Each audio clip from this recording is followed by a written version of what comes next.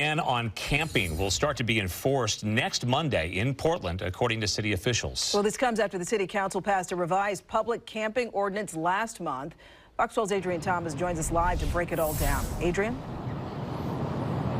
Well, Pete and Rio will be hearing from city leaders later this week on what those enforcement efforts will actually look like. But for right now, city officials are gearing up for that ordinance enforcement to go into effect on Monday, July 1st next week. This replaces an ordinance that was passed by city council last year that got tied up in the courts.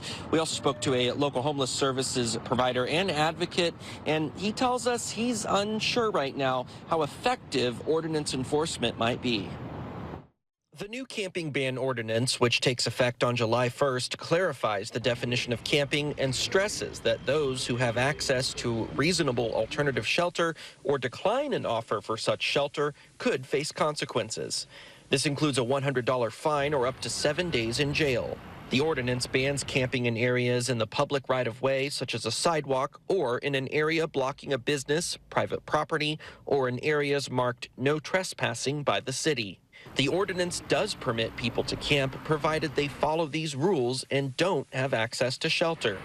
Scott Kerman, the director of Portland's Blanchet House, says it's hard to say right now what the outcome of the ordinance will look like.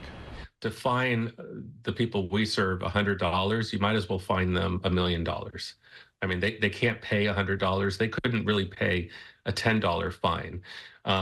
So the fines themselves are largely impractical. Is it going to help connect people with services? I hope so. And I think that really depends on how the city or perhaps even the county steps up outreach services. The city stresses, however, this ordinance is designed to connect people living on the streets to services and not criminalize homelessness. Kerman says he does support that the city is offering flexibility to those who may not have access to shelter if it's not available and are following the rules while camping. Not all shelter beds are equal.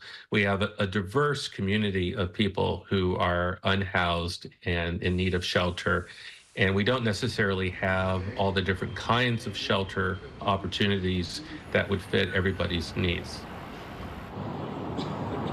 And again, we're hoping to hear from city officials later this week in greater detail on what those enforcement efforts might look like. You could go to kptv.com to get a more clear breakdown, or to get more details, on the updated camping ban ordinance that takes effect next week. Live in downtown Portland, Adrian Thomas, Fox 12 Oregon.